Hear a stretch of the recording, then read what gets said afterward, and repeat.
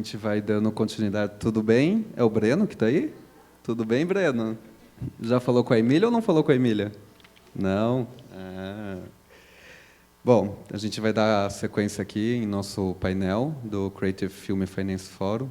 Antes da gente abrir o painel, eu queria só passar um recadinho. Agora, no lado externo, a gente vai ter o show da banda Grisolds. E qualquer pessoa que tiver com o carro ali no pátio pequeno, a gente pede que depois retire para que a gente estruture toda a parte da banda ali, tá bom? Aí tem o estacionamento logo ali acima do mirante, que vocês podem posicionar os carros de vocês ali, tá bom? Então, a gente vai abrir aqui o painel, Produção Infantil em Debate. A gente tem aqui o Jefferson Cândido, uma salva de palmas para ele. A gente tem o Bruno Zanoni, uma salva de palmas. A gente tem a Reci Casaroto. deu uma enrolação. Emília, com certeza. E a gente tem a Emília direto do sítio do Pica-Pau Amarelo, gente. Eu vou fazer bem rapidamente a leitura da bio de vocês, e depois eu retorno. Eu me retiro e depois eu retorno para a gente fazer as perguntas, tá bom? Então, eu começo pelo Jefferson. O Jefferson Cândido é diretor no Núcleo Infantil e Entretenimento do SBT. Com mais de 25 anos de experiência no SBT, iniciou como produtor e redator de programas variados, como Falando Francamente, e depois integrou o Núcleo de Teledramaturgia, atuando na análise de novelas nacionais e internacionais, no Conselho de Aquisição de Conteúdos e como assistente de direção ao lado de Henrique Martins, de 2005 a 2009. Em 2009, passou a dirigir quadros do programa Silvio Santos, destacando-se pelas Câmeras Escondidas, que viralizaram mundialmente. Em 2024, dirigiu o documentário Silvio Santos, Vale Mais do que Dinheiro. Atualmente, é um dos diretores do programa Silvio Santos, com Patrícia Abravanel, participando do palco, e lidera o núcleo de programação infantil, responsável por O Sítio do Pica-Pau Amarelo e pelo novo Bom Dia e Companhia, com Patati e Patatá. Obrigado pela sua presença, viu, Jefferson? Reci, é você agora, Reci Casaroto, é produtora executiva, criativa na OS Produtora, atuando em todas as etapas de uma obra, do desenvolvimento à comercialização. Possui experiência em editais de financiamento municipais, estaduais e federais, já tendo projetos selecionados em mais de 15 editais nos últimos anos. Participa de eventos de mercado, nacionais e internacionais, para obter parceiros para novos projetos e comercializar obras já finalizadas. Muito obrigado pela presença também, Reci. Agora a gente vai para você, Bruno. Bruno Zanoni, diretor de programação e aquisições do Grupo Stena. Apaixonado por conteúdo, estratégias e produção, atuou nas áreas de aquisições, produção, programação, estratégica e operações em diversos veículos, como Record TV e Canal 21. Durante 8 anos, esteve à frente da Gerência Nacional de Programação, Exibição e Planejamento da Band. Atualmente, está à frente da Diretoria de Programação e Aquisições do Stena Grupo, gerindo os canais Zumu Kids, Zumu Latam, Jovem Pan News, BMC News, Nosso Futebol, Real TV, Agro Plus, NS Sports, CNB Times, Brasil e Canal UOL. Muito obrigado pela presença, Bruno. Então, a gente abre aqui o painel Produção Infantil em Debate, e a criação de conteúdo para crianças envolve sensibilidade, ética, criatividade e, claro, muitos desafios, desde o financiamento e a distribuição até a responsabilidade pedagógica e a diversidade de representações. Então, já provoco com essa fala, e Reci pode abrir o nosso painel com a sua fala, e a gente vai seguindo por aqui, e eu retorno logo mais. Obrigado. Obrigada. Bom, eu trabalho na OS Produtora, sou produtora executiva na OS. A OS é uma produtora de São Carlos, aqui do interior de São Paulo, uma produtora nível 3 na Ancine, já. Então, a gente já conseguiu produzir algumas obras, né, ter uma carteira de projetos já desenvolvido em comercialização. Nem todos são infantis, mas a gente tem focado muito nesse público, e especificamente na técnica de animação, né, não live action. E Eu vou pedir para passar o vídeo, então, muito rapidamente, do que é a Oz, né, um pequeno Reels da Oz, e logo em seguida o vídeo do Mítica, que é nosso principal projeto de animação. Aí depois a gente continua falando um pouquinho, só para vocês conhecerem melhor.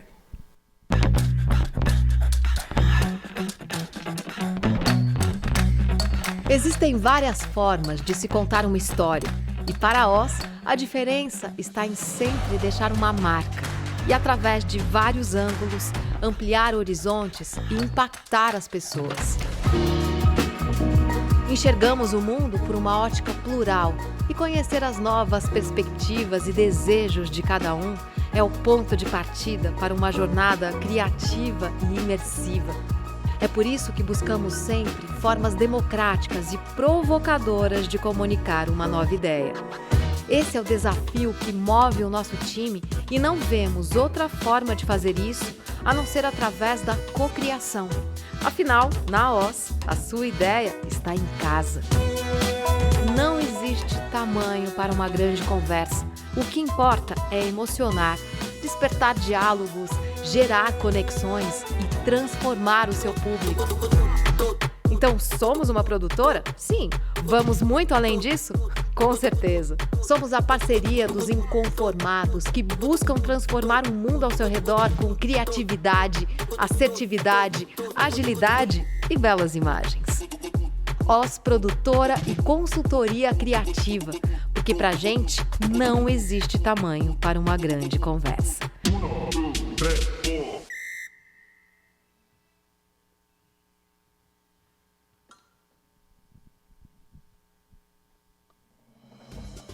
Livros não servem só para contar histórias. Eles podem te levar direto para dentro delas. Depois de circular por mais de 80 festivais ao redor do mundo e encantar espectadores da Globoplay, Prime Video, TV Brasil, Canal Futura, TV Rá-Tim-Bum e outras plataformas, Mítica, o livro dos heróis, está de volta com novas páginas, novos encontros e novos heróis. Nessa nova jornada, Manga e Leco viajam pela América Latina e Caribe, conhecendo heróis reais que mudaram o mundo com coragem, arte, inteligência e resistência. Conheça a história de figuras consagradas como Simão Bolívar e Carlos Gardel. Se surpreenda com trajetórias poderosas como as de Carolina Maria de Jesus, Sara Gomes e muitos outros nomes incríveis que ganham vida em novas histórias, cheias de aventura, descobertas e emoção. Cada episódio é um encontro com a história e um convite à imaginação. Abra o livro e mergulhe na aventura. Mítica, o livro dos heróis. Segunda temporada.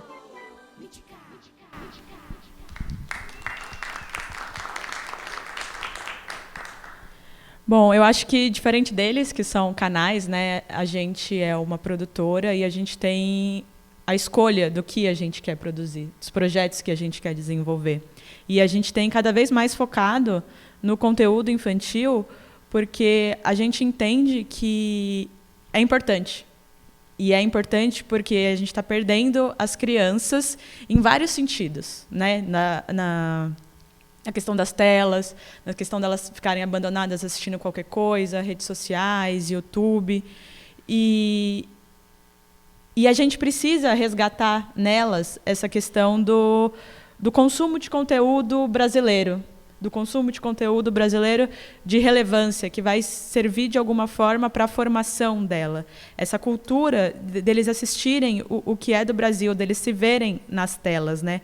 Eu acho que isso é muito importante para elas não perderem isso, para elas crescerem e continuarem assistindo esse conteúdo brasileiro, de acompanhar, de não achar que só o que é internacional é bom.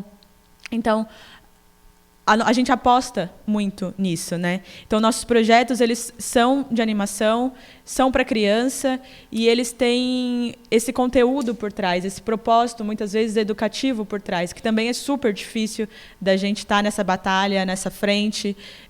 Já são poucos canais de conteúdo infantil, e muitos dos canais prezam mais pelo entretenimento do que pelo lado pedagógico ou mais educativo. E realmente a gente acredita muito nisso, por isso que a gente segue, né? Eu acho que, para começar, é isso, assim, essa importância do que a gente faz. E queria passar para vocês também, porque eu, como produtora, também tenho dúvidas em relação aos canais, então eu também estou muito aqui para perguntar e ouvir vocês. E depois que a gente der essa primeira rodada, a gente volta trocando mais sobre esses assuntos. Bom, no SBT é exatamente isso. O que acontece? Passou praticamente uma geração sem um conteúdo infantil, né? De 10 anos para cá, a gente não tem programas infantis como existiam até 2012, 2013. Então, deixou de ser um lugar seguro para a criança, o celular, enfim. E o que a gente quer voltar com o SBT é justamente deixar que o SBT seja confortável para os pais deixarem as crianças ali na frente da TV. E um dos primeiros conteúdos que a gente começou a voltar foi com o Pica-Pau Amarelo, justamente pensando em mostrar a nossa cultura brasileira. A gente tem episódios ali que falam sobre o Nordeste, sobre o sul do país, ensinando culturas e o folclore brasileiro que muitas crianças de hoje não têm esse contato, não teve. Me lembro que uma das voltas, quando a gente começou a gravar o Pica-Pau Amarelo em 2021, recebíamos algumas crianças no set que nunca tinham visto uma galinha, por exemplo. Então, isso me impactou muito. E eu falei, a gente tem que tentar voltar com isso, com a programação infantil e tentar mostrar o nosso Brasil para essas crianças, entendeu? Muitas plataformas só investiam em conteúdos e animações internacionais. Então, assim, agora estamos voltando aos poucos. Existem alguns problemas ainda, principalmente na questão de investimento e merchandising, que a gente vai falar mais já, mas o SBT quer apostar num conteúdo seguro para que os pais não se preocupem e consigam deixar as crianças como sempre deixou, entendeu? O legado. Depois eu quero até mostrar um vídeo e comparar como que era o SBT e como já está ficando o SBT para o público infantil.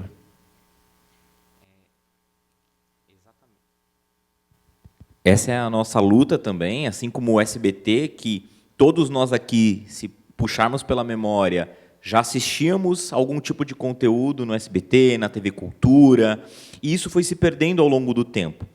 A Stena é uma empresa, uma holding brasileira americana, está presente no Brasil há 11 anos, e há 3 anos eu fui contratado para fazer o relançamento do canal Zumo Kids. Então, o Zumo Kids é um canal de TV por assinatura, presente em todas as operadoras de TVs, né? Chegando a mais de 75 milhões de domicílios, e a gente passou uma migração, deixando de ser um canal internacional, que levava conteúdo estrangeiro, para um canal 100% brasileiro. Então, hoje, dentro da nossa grade de programação, nós temos um conteúdo seguro, com muita curadoria, temos uma neurocientista, a doutora Thaís Faria Coelho, que certifica essa programação para que a gente possa se comunicar com crianças neurodivergentes, crianças que têm algum tipo de habilidade especial, para que a gente possa fazer e deixar o pai tranquilo e seguro de que, quando ele está com o filho assistindo a televisão, ele está ali num ambiente totalmente curado, totalmente robusto, né? E o principal, né, Reci e Jefferson, é mostrar que o conteúdo brasileiro é bom, que a produção brasileira é excelente, e trazer de volta a criança que ficou perdida nesse mar aberto que a gente chama do digital. Há 11 anos começou a ter esse desinvestimento em conteúdo infantil, onde a gente teve essa dificuldade de produzir, porque a gente sabe, né, Jefferson, produção infantil ela não é uma produção qualquer, ela não é uma coisa fácil de fazer. A gente está vendo agora com o relançamento do nosso canal Dundum, com produções originais, o quanto custa, o quanto produzir coisas infantis se você tem um cuidado maior.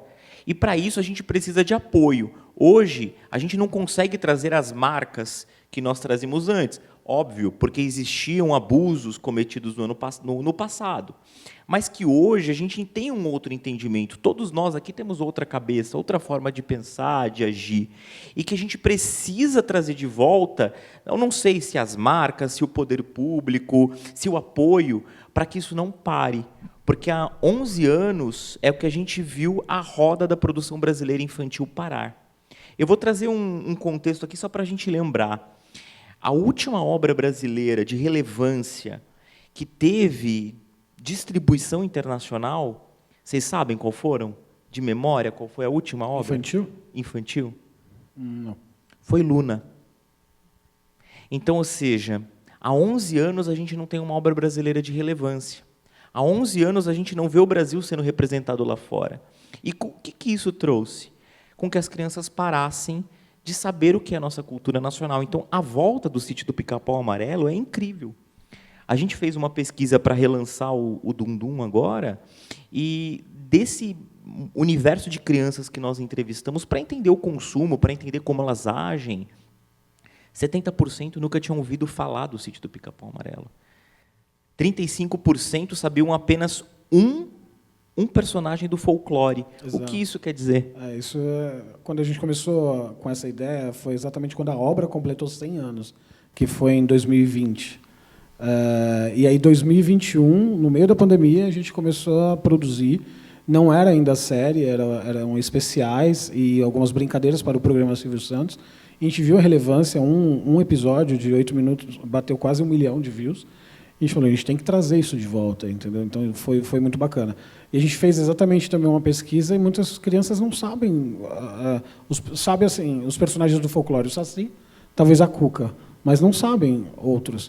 E a gente queria mostrar essas outras personagens, esse outro universo, que ficou esquecido, justamente porque as crianças ficaram focadas só em conteúdo internacional. Exatamente. Ou focado em game. Então, o que é muito triste é, as crianças não conheciam o Sítio do Pica-Pau Amarelo, mas elas conheciam todos os nomes de jogos de arma. Então, aí é onde a gente parou para pensar e falou, a gente tem que fazer alguma coisa. E quando a gente diz a gente, nós como players, vocês como produtores, a Reci como produtora, a gente precisa se mobilizar e trazer essa importância, mostrar a relevância do que vai acontecer, porque uma geração a gente já perdeu, né? Não, e isso é assustador, né? A gente, por exemplo, o Mítica, que é o nosso projeto, a premissa dele é apresentar para as crianças, pela primeira vez, um primeiro contato, nomes de pessoas relevantes de alguma forma. Então, a gente tem episódio que nem passou aqui no teaser com a Carolina de Jesus, com o Simão Bolívar, da primeira temporada, são todos os personagens brasileiros, mas nesse intuito de apresentar. Só que o que a gente está vendo aqui é que, na verdade, a gente tem que resgatar o que já foi também, porque, justamente, as crianças não têm acesso. E todo esse trabalho é importante. E parece que é um trabalho de formiguinha. E se acontece alguma coisa, se um político é eleito e a gente para 4 anos, realmente é muita coisa perdida. Não são 4 anos perdidos, são muito mais, né? É uma geração toda, né, que fica para trás. Exatamente. E a gente fala com muito carinho disso porque, justamente, a gente viveu isso. A gente, criança, ligava a TV. Era mais fácil. E a gente já não tinha tantos motivos de distração. Hoje é muita competição e não tem esse espaço naturalmente, né?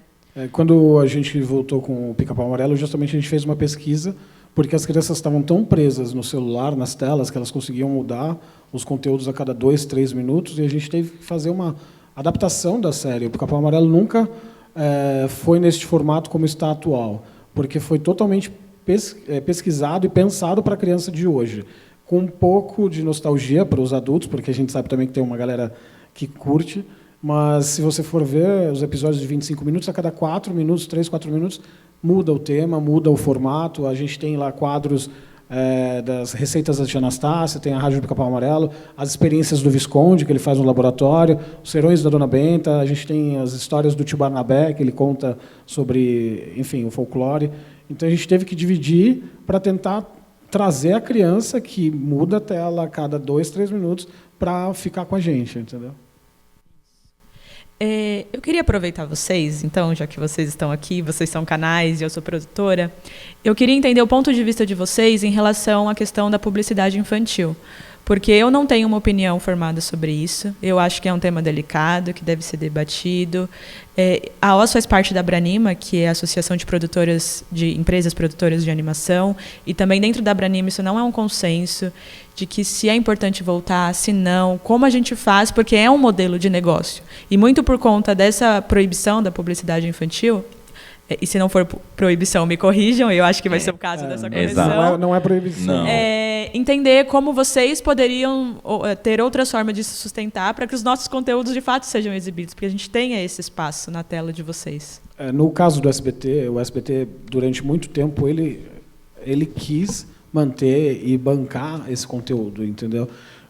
Se eu não me engano, acho que foi 2012, e que começou a gerar todo esse problema. A gente tinha uma dupla, que era o Matheus Zueta e uma outra menina que apresentavam o Bom Dia e Companhia, e a primeira coisa foi: não pode ter criança fazendo merchan. E tiraram as crianças.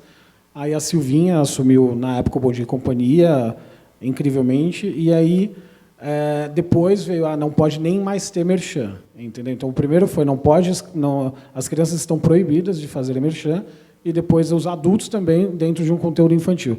Mas o que passou naquela época foi que existe uma proibição. Não existe uma proibição, existe uma forma, um tratamento diferente. Não pode ter conteúdo infantil. As crianças não podem fazer merchan de produtos para crianças, entendeu? No caso do SBT, a gente tem as novelas, que a gente está com a Caverna Encantada agora no ar. A forma de merchandising, por exemplo, dentro da cozinha do colégio. O adulto, a pessoa que está lá cozinhando, ela pode fazer o merchan sobre aquela panela, sobre a torradeira, sobre o que tiver ali, sem a criança do lado, entendeu? Claro que isso atrapalhou muito, porque se você for ver o auge nos anos 80, 90, era um licenciamento de brinquedos dentro dos programas infantis que faziam a roda girar, entendeu? Exatamente. Eu acho que essa é a principal questão. Eu acho que está faltando o diálogo, da gente unir os principais players, da gente unir o Instituto Alana, da gente unir os governantes para discutir. Essa portaria com peso de lei foi discutida há 11 anos. Há 11 anos, todos aqui éramos totalmente diferentes. Tínhamos pensamentos diferentes, formas diferentes de agir, e que hoje a gente precisa também aprender com os nossos erros. Porque, sim, essa restrição, como é chamada, né, essa nova regulamentação que está tramitando no Senado, foi por causa dos abusos. E todos nós aqui sabemos que existiram abusos. Então, compre batom, comer danoninho para você ficar fortinho. E era o que faziam a roda girar, era o que pagavam as contas. Então, vamos fazer um de trás para frente. Uma produção infantil ela custa muito caro para produtor ou para o canal. O canal ele precisa se pagar. Afinal de contas, no final do mês, você tem que dar lucro, ou pelo menos se pagar. E como você vai fazer isso se, quando você vai numa agência de publicidade, as próprias marcas têm receio? Como eu posso fazer essa promoção? Porque eu acredito numa produção infantil, eu acredito em passar uma mensagem sem que isso se torne abusivo. Então, também não chegou nesse consenso, a gente não conseguiu ainda todos sentarem no mesmo lugar para discutir. Vamos pensar essa portaria de novo? Vamos ver como a gente pode fazer com que as produções não parem? Porque, assim, é nítido que há 11 anos a gente não conseguiu mais fazer a roda girar. E, com isso, canais foram deixando o Brasil, um atrás do outro. A gente começou a ver a própria TV aberta sendo desestimulada, porque, no final de contas, também a gente precisa manter tudo rodando, como no nosso caso. Então, hoje, o Dundum, né, o antigo Zumo Kids, é um investimento 100% do grupo. Hoje, se a gente fosse contar tudo, ele não consegue. Por quê? Também teve uma mudança nas operadoras de TVs por assinatura. Você vê, as TVs hoje, as operadoras de TVs por assinatura, antes pagavam para ter esses canais. Hoje elas não pagam mais. Hoje elas têm uma outra visão de que elas estão dando a distribuição para você. Então, por que eu, como operadora, preciso te pagar? Então, todo mundo tem que voltar a discutir isso para entender o quanto cada um faz parte dessa distribuição do conteúdo infantil. Ela é responsável, produtor, player, operadora, agência, órgão regulador, órgão como o Instituto Alana, para garantir a segurança da criança. Só que a gente também tem que lembrar de uma coisa. Será que é possível ter uma publicidade educativa que seja educativa? Por que só essa regulação em um meio? Hoje a criança está no mar aberto lá, consumindo tudo que é tipo de publicidade errada. No YouTube é o que mais tem, né? Os reacts. Lá no nosso quadro Receitas da Tia Anastácia, ela faz as receitas junto com o Pedrinho, Narizinho e a Emília. Foi liberado. A gente pode ter alguns tipos de merchans, por exemplo, com os produtos que estão ali, ou até com o que ela está usando para fazer aquela receita. Mas muitas marcas como não tem essa informação de fato, como proceder, o que pode, o que não pode, tem medo também, não querem arriscar, entendeu? Então, a gente fica meio que amarrado. E é isso, como o canal ali se banca, né, se mantém, o SBT é a mesma coisa. O seu Silvio, na época, o Silvio Santos, ele manteve o Bom Dia diário até a pandemia. Quando entrou a pandemia, realmente saiu do ar, a gente colocou um programa de entretenimento no lugar, e agora, de um mês para cá, o SBT está colocando de novo Bom Dia, abrindo esse horário infantil para tentar atrair de novo as crianças. Enfim, vamos ver como vai ser. E vocês entendem que esse meio termo é possível? Porque eu, por exemplo, eu produzo conteúdo infantil porque eu acredito e porque eu quero produzir um conteúdo que eu gostaria de ter assistido quando eu era criança e eu gostaria que meus filhos, que não existem, mas se existissem, assistissem. Mas eu não queria ter esse ônus dele também ter que assistir uma propaganda agressiva, porque essa é a referência que eu tenho. Eu não consigo, nesse momento, imaginar um meio termo. Vocês conseguem ver isso? Ou vislumbrar para ir poder negociar numa mesa com todo mundo? Se você for analisar outros países, o único país também que tem algum tipo de problema com merchandising infantil é a Espanha. Mas lá, eles dão um desconto no imposto de renda, tem uma cota que algumas emissoras precisam ter, ou algumas produtoras precisam produzir, e aquilo é revertido num desconto no imposto de renda da produtora ou da emissora. Então, assim, não tem o merchandising, não tem o comercial ali, mas só que tem esse desconto. Então, isso já é um incentivo, que a gente não tem ainda. Exato. Como também o Canadá. O Canadá, uns anos atrás, também teve essa restrição de publicidade em conteúdo infantil, e o governo entendeu que há a importância de não deixar esse vácuo, porque hoje existe um vácuo que está sendo preenchido por uma outra coisa, e ele fomentou. Então, assim, ao mesmo tempo que nós estamos preocupados em não trazer uma publicidade explícita como era, a gente também tem que entender que esse vácuo não pode ficar vazio.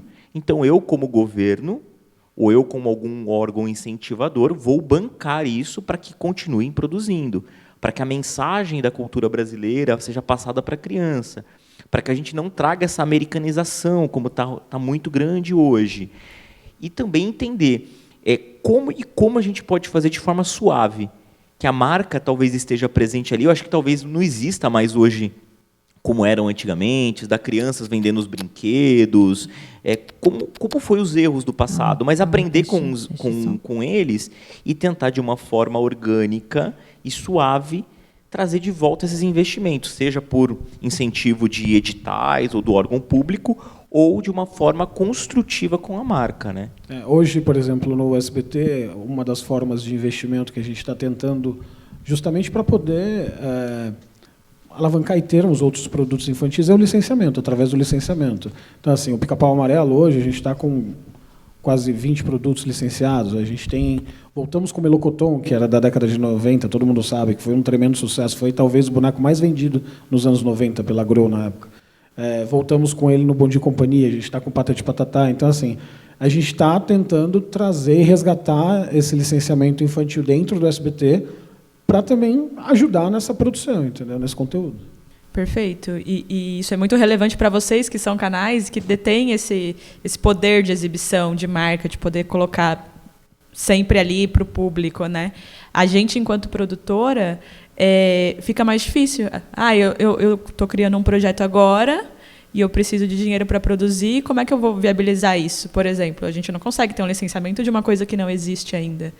E aí a gente depende muito de editais, por exemplo, né? E aí a gente entra no que a gente estava falando lá atrás. Exato, que é a importância das políticas públicas. Que não tem. Relação de... Tem agora a SPCine, um edital que fecha semana que vem, de conteúdo infantil, que é R$700 mil. Exato. E o FSA, que é um mar aberto, onde o fundo ele é sócio do seu IP, e aí na hora da banca da decisão entre um curta, uma série, um reality, onde trará um retorno para o fundo, e uma produção infantil que dificilmente conseguirá trazer um retorno por não poder ser comercializada, o fundo vai optar por outro. Isso é orgânico, é normal. E isso a gente fica muito triste. Então, por exemplo, no último edital do ano passado, o Zumo Kids Dundum entrou com várias produções de produtores independentes que a gente capta em diversos eventos. A gente dá oportunidade ao produtor independente. Mas de 20 projetos apresentados, apenas um passou. E do universo do FSA todo, de 44 projetos, só 4 foram infantis. Então a gente também está travado nisso, né, Rici? Com certeza. Eu queria mostrar o vídeo. Posso mostrar um Claro. vídeo que mostra um pouco como que era a essência do SBT e o que a gente quer resgatar e o que a gente já está colocando no ar. Pode colocar o primeiro e aí eu falo e chamo o segundo, pode ser? Do legado, por favor. David, por favor. Eu ainda me lembro quando nós pensávamos aqui no SBT em fazer uma programação infantil.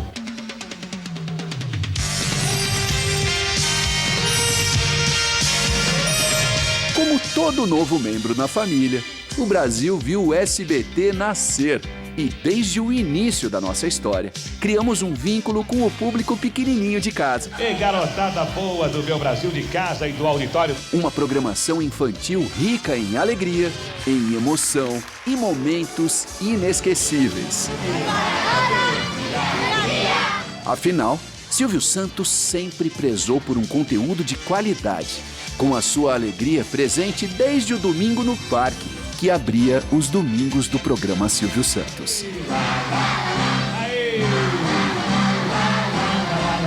E como criança é prioridade, nosso primeiro programa, assim que entramos no ar, foi com ele, o maior palhaço do mundo, amigo da garotada. Alô, criançada, o Bozo chegou! O Bozo chegou e fez todo mundo ligar. Alô, bom dia! 236-0873. Me dá uma bitoca. Aí, assim, que legal. Descobrir novos talentos sempre foi nossa marca registrada. E uma baianinha porreta chegou de trenzinho e marcou uma legião de brasileirinhos. Mara Maravilha comandou o Show Maravilha. E todo mundo falava... Teve a molecagem de Sérgio Malandro no Hora do Capeta, a ternura da Simone, o carisma e a alegria da Mariane. Nos anos 90, Eliana estreia um novo formato. E o Bom Dia e Companhia já chega marcando a década. A Angélica dizia bye, bye, bye, bye. Bye, bye, bye, bye. A vovó Mafalda levava os pichichis para o seu sítio. Ei, blogueiro ultra jovem. E todo mundo fazia. Cruze, cruze, cruze, tchau! O Bom Dia e Companhia atravessou gerações, com a Jaque, o Yudi e a Priscila distribuindo muitos Playstations, e a Maísa com a sua espontaneidade. Passam as décadas e a nossa tradição se mantém, de ter a criança sempre com a gente. Obrigado pelo carinho, obrigado pela companhia. Com qualidade e diversão. Oi, turminha. No Pica-Pau Amarelo e com a Silvinha no Sábado Animado. Bom dia, bom dia, bom dia. Nas novelas, o público infantil encontrou um mundo mágico. No colégio interno, Rosa dos Ventos. Com histórias de mocinhos e vilões. Mas tudo com a leveza e a pureza que sempre nos preocupamos em levar para toda a família. No SBT, toda a infância tem espaço. E mais do que isso, tem um lugar para sempre. É isso, a gente mostra um pouco da essência e no final o que a gente está produzindo hoje, que é o Bom Dia, o Sábado Animado, o Pica-Pau e as novelas. Você quer já trazer o próximo? Pode colocar o próximo? Pode ser? Hoje é um ótimo dia para brincar. O SBT se dedica a levar a maior produção de conteúdo infanto-juvenil aos 4 cantos do nosso Brasil. De graça, todos os dias. Isso. Então. E isso desde que nascemos. Basta ligar a TV e nós estamos lá, levando atrações de qualidade, saudáveis, acompanhando a nova geração. E se divertindo de montão. Priorizamos levar cultura e ensinamentos. Eu e a Narizinho vamos ensinar vocês a fazer uma coisa batatal. Com um toque de modernidade, trazemos o público mirim para o nosso lado. Que Deus abençoe, que esse dinheiro seja usado com coisas maravilhosas pela sua família. Nossos personagens são repletos de ternura e amor. E ficamos felizes em saber que todo esse amor é recíproco. São diversos formatos que atingem crianças de 0 a 13 anos. Conseguimos! Por isso e muito mais, o SBT é a TV mais querida do Brasil.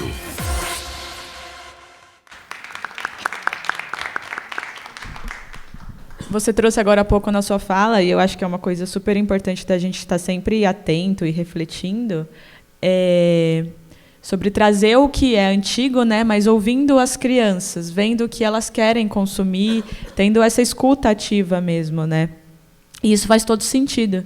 Eu participei do último Com Kids em São Paulo e teve uma frase que é muito nessa direção, né? Porque a gente precisa produzir aquilo que as crianças de hoje querem ver, não a criança que a gente foi um dia no passado. Exato. Esses tempos já estão desconectados, então a gente sempre tem que estar atento a essas demandas, ao que elas precisam e ao que elas querem também, né? Nesse mesmo Com Kids, eles compartilharam experiências de TVs pela América Latina, TVs públicas, né, que eles tinham comitês infantis. As crianças diziam como elas queriam ser representadas.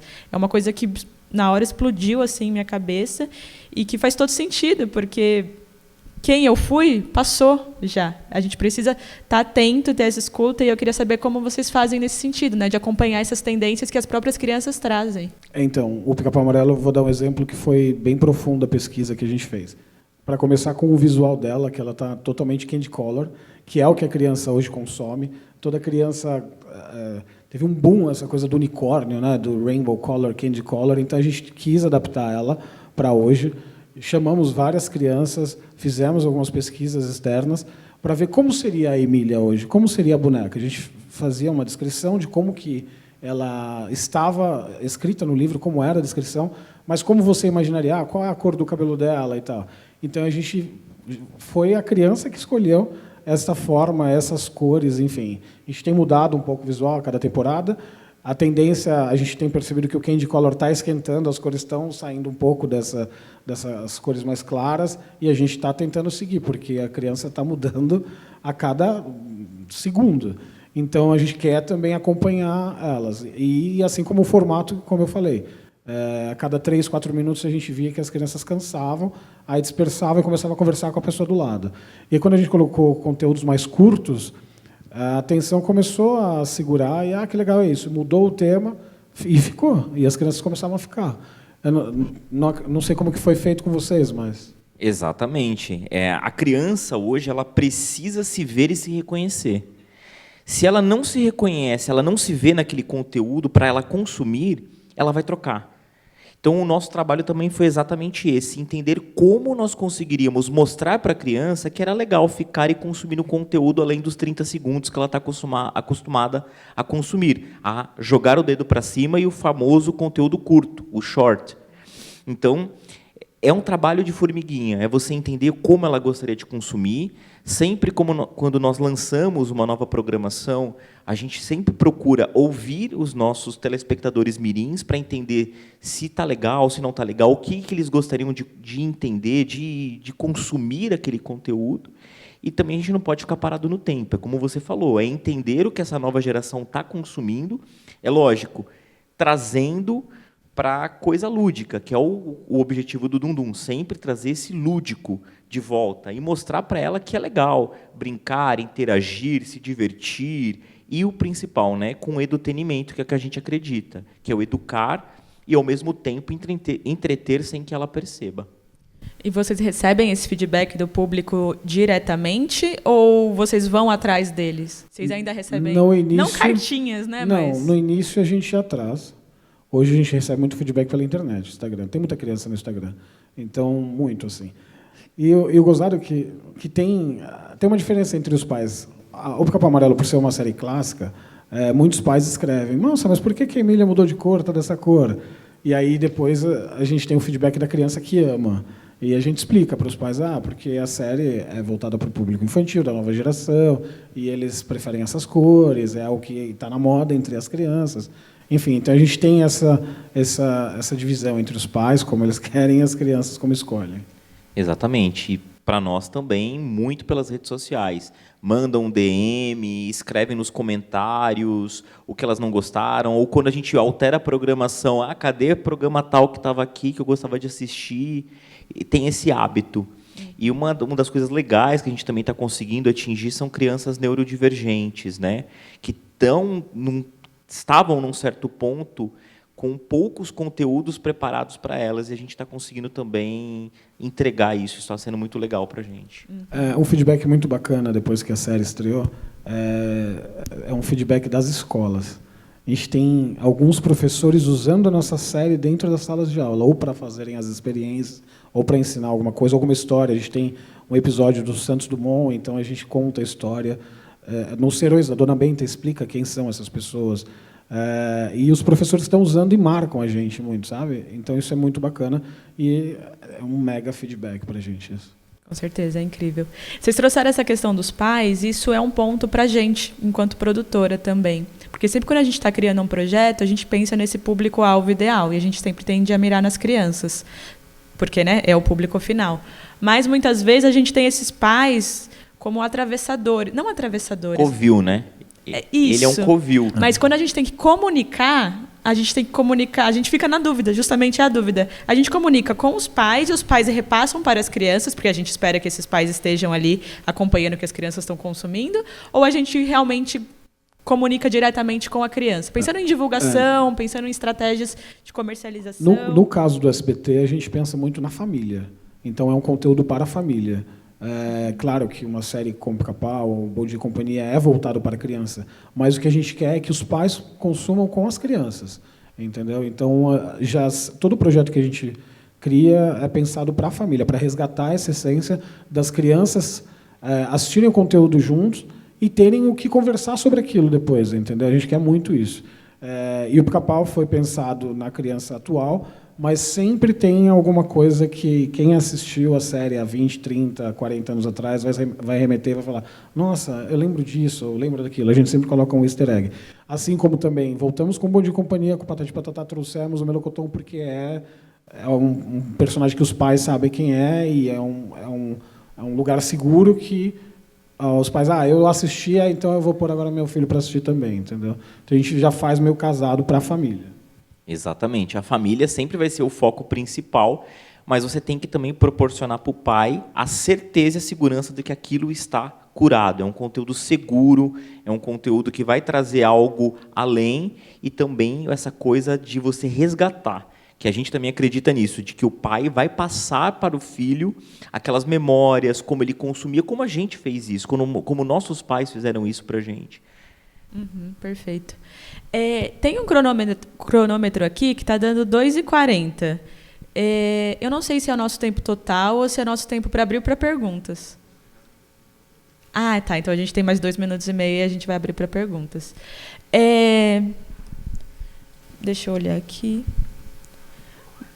Bom, enquanto produtora, né, a gente tem tentado muito diversificar os públicos também, né? Porque a gente fala de produção infantil, mas dentro do infantil a gente tem várias faixas de idade, né? O Dundum é pré-escolar, é isso? O Dundum ele se comunica com crianças de 0 a 11 anos. 0 a 11. Na sua parte majoritária, então das 6 da manhã até as 18 horas, de 0 a 8. E a gente tem hoje um público muito, que a gente até quando compramos uma pesquisa no Ibope, a gente até se surpreso. A partir das 8 horas da noite, um público de 11 a 13. O que isso quer dizer? De reviver. Então, a gente tem uma faixa maiorzinha, começamos a fazer coproduções, uma novelinha também, uma sériezinha mais infanto-juvenil, para atingir esse público. Perfeito. No SBT é até de 0 a 13 anos a gente coloca, principalmente porque tem muito musical, enfim, Pica-Pau Amarelo, Patati e Patatá, tem músicas lançadas, então quem consome muito é uma galera são crianças de 11 a 12 anos. Mas a gente acredita que de 0 a 13 anos. E a família. Perfeito. Mas aí pensando aqui numa divisão, esse aqui é realmente pré-escolar, então ele não vai atingir quem tem 13 anos, né? Vai atingir quem está ali na faixa da que no SBT tão pré-escolar a gente não tem um conteúdo tão pré-escolar, entendeu? Porque a gente acredita que os nossos personagens se comunicam com todas as idades, mas não tem um conteúdo feito para pré-escolar total, entendeu? Perfeito. Acho que é isso. A gente pode... Vocês querem concluir mais alguma coisa ou a gente abre para perguntas? Pode abrir. Acho que pode abrir. Então, o Felipe... Pode abrir, eu só vou ficar aqui do lado só para... Então, a gente tem mais 10 minutos, senão a gente fica falando aqui. Se alguém quiser perguntar, tem o microfone aqui na frente. E é isso. Alguém tem alguma dúvida, alguma questão? Pode vir, vem aqui.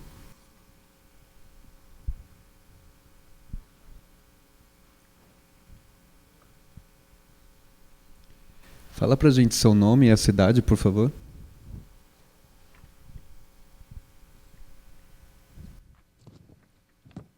Olá, boa tarde, pessoal. Eu chamo Guilherme, sou de São Carlos. Eu sou cineasta formado na Unila.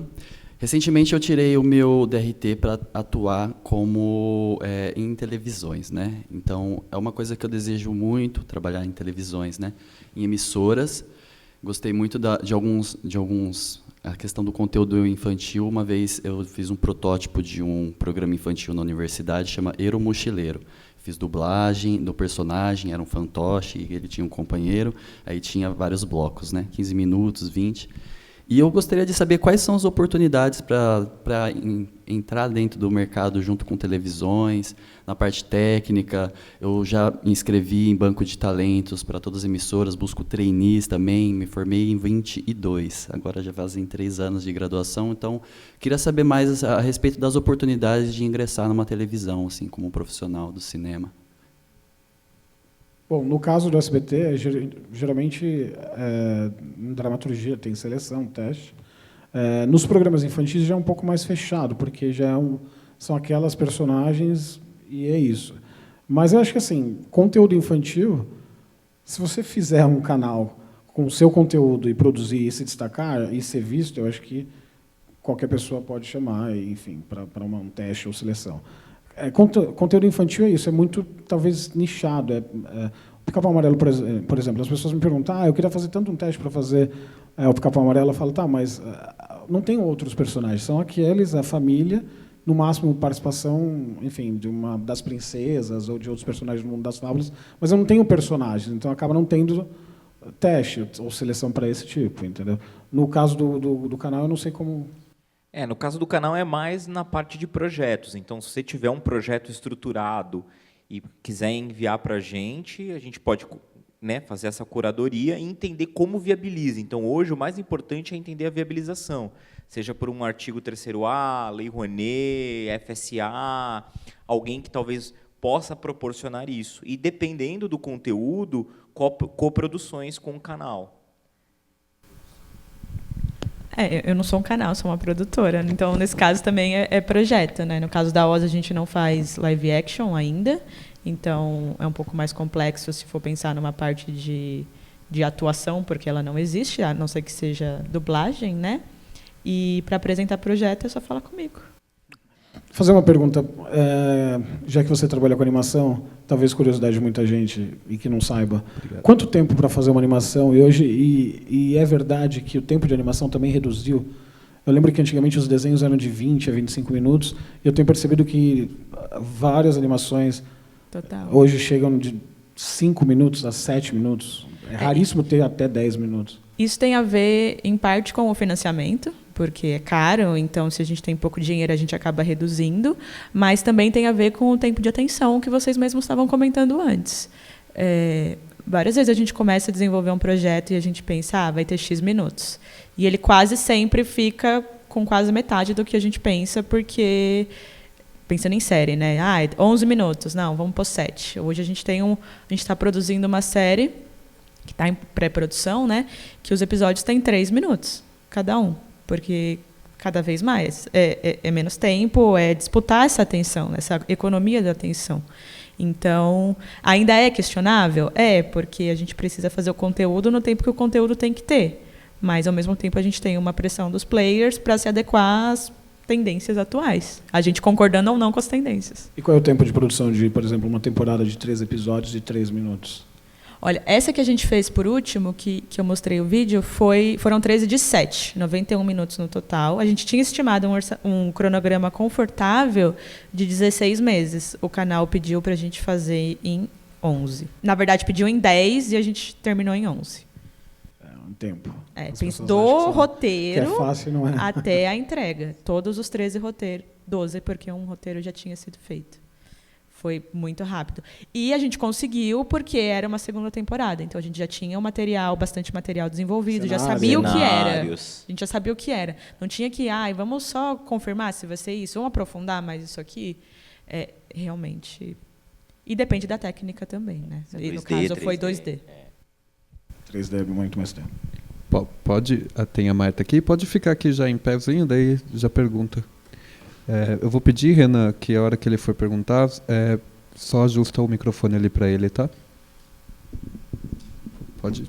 Isso. Boa tarde, muito obrigada. Meu nome é Marta, sou de São Paulo e eu tenho uma dúvida que parece que tem uma inversão, vocês da TV podem me dar essa clareza. Eu tenho amigas que iam ver o Bozo e viram a Gretchen, para você ter uma ideia. Né? Sou já de um tempo aí. E a TV não mostra a Anitta dançando funk com as crianças. Perguntar para vocês que são da TV. Houve uma inversão de valores ou realmente a sociedade está precisando de uma TV educativa? Eu acho que muito é isso. A falta de conteúdo infantil para as crianças começam a absorver outro tipo de conteúdo que talvez não sejam para elas e que acabam se adaptando. Enfim, por isso que o SBT quer voltar a trazer essa essência de volta para que as crianças tenham o conteúdo feito, direcionado totalmente para elas, entendeu? A importância de consumir conteúdo educativo e infantil, né? Ela vai consumir outra coisa. Ela vai consumir o que está à disposição. Exatamente. E é um assunto complexo, né? São vários fatores para a gente conseguir resolver ou melhorar isso. Não é só o canal ou só o pai e a mãe. É toda uma questão de política pública, de interesse, de motivação, de cuidado, de educação. Não é uma resposta fácil nessa questão do conteúdo infantil, da formação infantil. Vamos lá, próxima pergunta. Fala o nome e a cidade para a gente, por favor. Oi, boa tarde, eu sou Antônio, eu sou do Rio, eu sou um jovem autor, já fiz um curta que já ganhou vários prêmios. A pergunta que eu queria fazer já que vocês trabalham nesse ramo e tal, queria perguntar o que um desenho de hoje em dia precisa ter para captar a atenção de um jovem atual, porque assim, a coisa que mais me preocupa hoje em dia que eu estou vendo tanta gente tendo também, que crianças de hoje em dia não estão tendo tanta experiência de verem desenhos animados como era antigamente, porque agora as crianças de hoje em dia consomem o quê? Consomem TikTok, consomem YouTube. Então, eu queria saber isso, não só porque me interessa, tanto porque eu quero seguir nesse ramo, eu queria aprender mais sobre isso, né? Valeu. Eu acho. Muito obrigado pela pergunta. Obrigada. Eu acho que tem que ter esse elemento de conexão, né? E aí vai muito da particularidade de cada projeto. Mas a gente, enquanto produtor, enquanto canal, a gente tem que justamente estar atento nessas tendências que a gente estava comentando ontem. Porque, de novo, o que é melhor para a gente não necessariamente é o melhor para aquele público, né? E aí depende da faixa etária, o que cada coisa conecta. E a gente sempre tem que estar acompanhado de consultores, de pesquisadores, para ter esse olhar apurado, né? A gente, por exemplo, nesse projeto que eu mostrei, a gente tem uma questão de compatibilidade do que é dito, do discurso, da narrativa, com a parte estética. Isso é um ponto que acabou passando e ficando no projeto, que visualmente ele é para uma faixa etária mais baixa, né?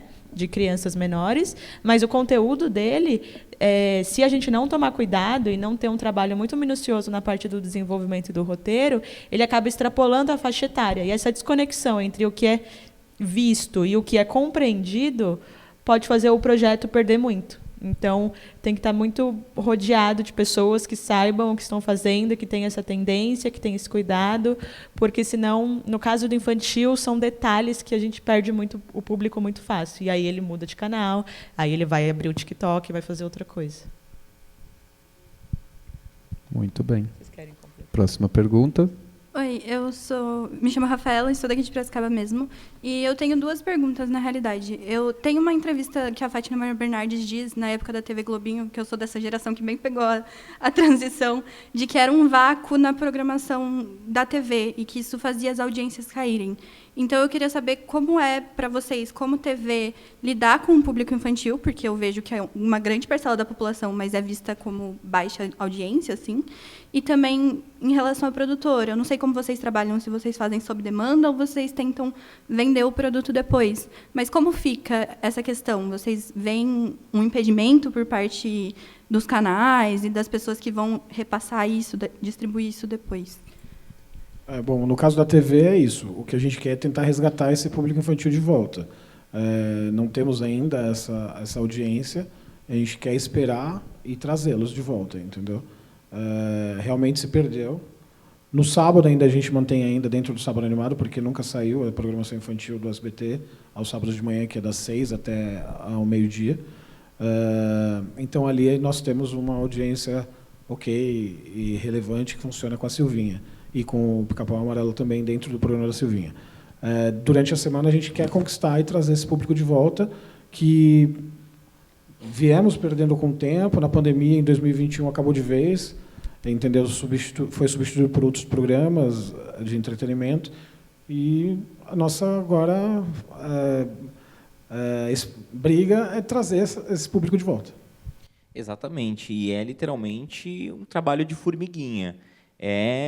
Tem que ter paciência e exatamente a importância de ter novos conteúdos para que essa roda continue e volte a girar novamente, né?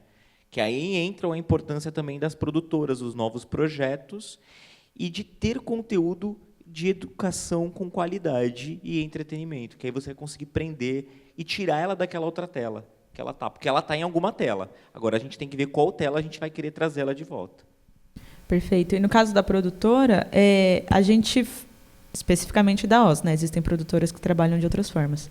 Mas a gente é meio que um misto de criar projetos e aí, dependendo da oportunidade de financiamento, a gente adapta e aplica, ou o contrário, abriu tal edital, vamos criar alguma coisa para isso aqui.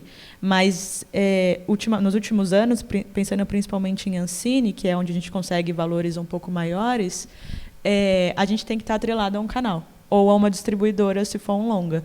Então, a gente já tem que ter começado uma conversa antes, já tem que ter um contato, apresentar o projeto em eventos, em reuniões, enfim, para ter esse canal junto. Porque agora, mais recentemente, os canais estão entrando, assinando o contrato de investimento junto com a produtora e a Ancine, no caso. Ou, se for um longa, uma distribuidora. Então, fica mais difícil criar alguma coisa do zero a partir da oportunidade, porque eu já preciso, em 40 dias, 60 dias, dependendo do que é o prazo do edital, criar um projeto, mostrar para alguém, essa pessoa tem interesse e topar entrar. Alguém, eu digo, um player, né, um canal. Então, está sendo mais seguir desenvolvendo e esperar muito as oportunidades de financiamento.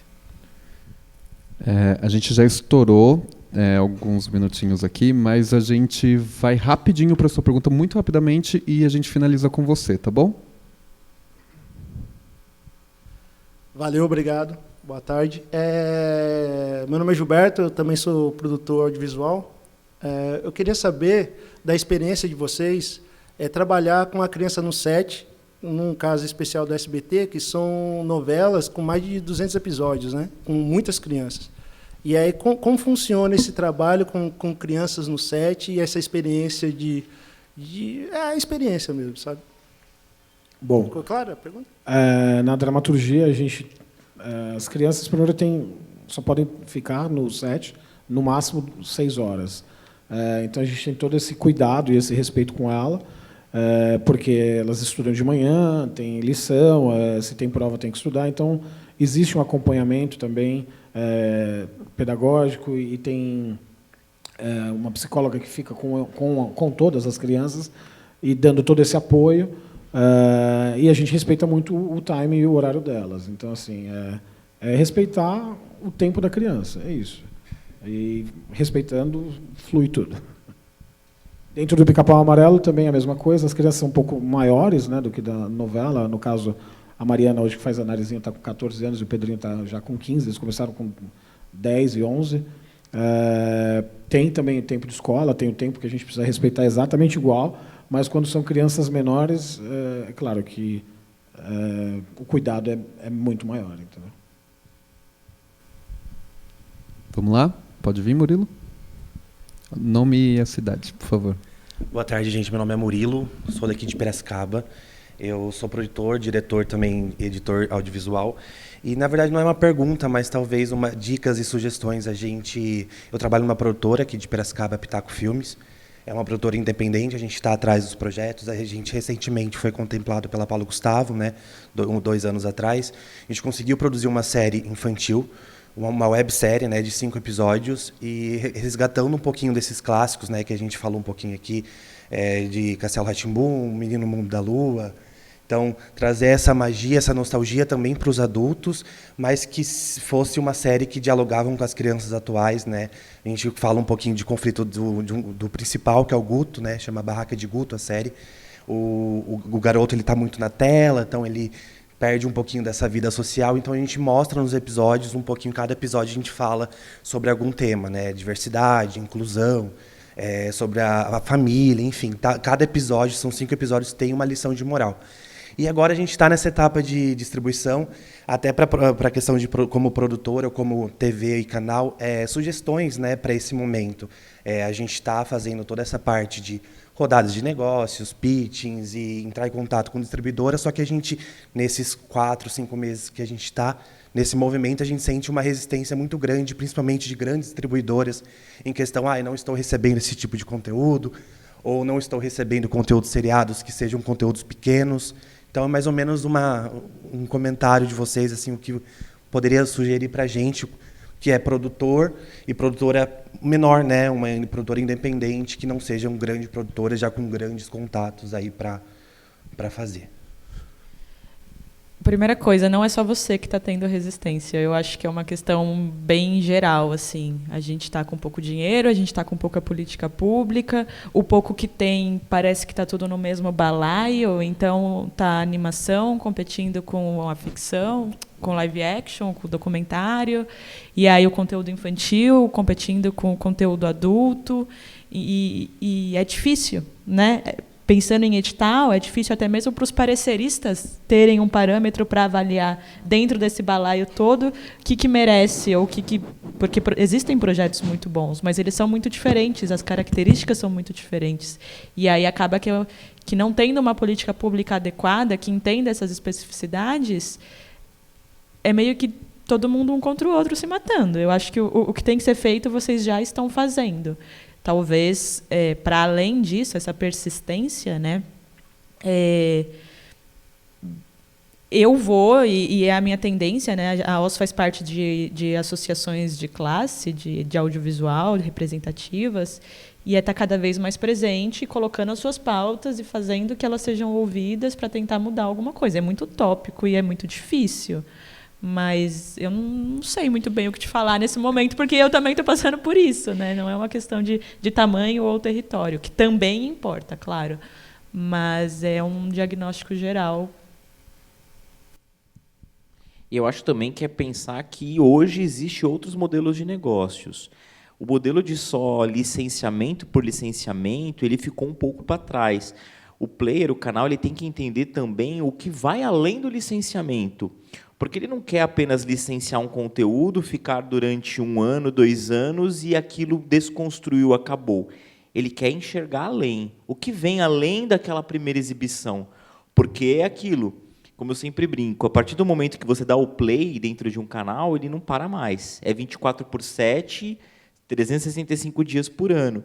E você tem que entender o além. Por isso que é muito importante, por exemplo, o Mítica, que tem spin-offs, diversas temporadas. O player precisa enxergar o além. Eu acho que também entender o modelo de negócio que você está propondo. Se for só o licenciamento por licenciamento, é cada vez mais difícil, porque você tem que imaginar como o player hoje paga a sua conta se ele não pode, ele não tem marcas pagando, ele não tem anúncio dentro do canal. Por exemplo, o Dundum não tem nenhum tipo de anunciante nos breaks. São sempre institucionais ou sem fins lucrativos. Qual é a outra forma? É através do licenciamento de produto que o canal vai conseguir te pagar um licenciamento? É através de uma nova temporada que vai entrar por algum tipo de edital? Então, é pensar nesse 360. Bom, então a gente vai encerrando. Eu gostaria muito de agradecer ao Jefferson Cândido, ao Bruno Zanoni e a Risse Casarotto por esse bate-papo tão potente. Uma salva de palmas para eles. Valeu, obrigado pelo convite. E claro, Emília, muito obrigado. É hora de dar tchau, é o seu momento. Obrigada a todos. Vocês gostaram? Aprenderam bastante? Sim? Tô de olho, hein? Vamos, ó, mãos à obra. Gente, muito obrigado. A gente vai só ajustar agora o painel e a gente vem com audiovisual e estratégia com o André Sturm, tá bom? Até daqui a pouco. Obrigado, gente. Valeu!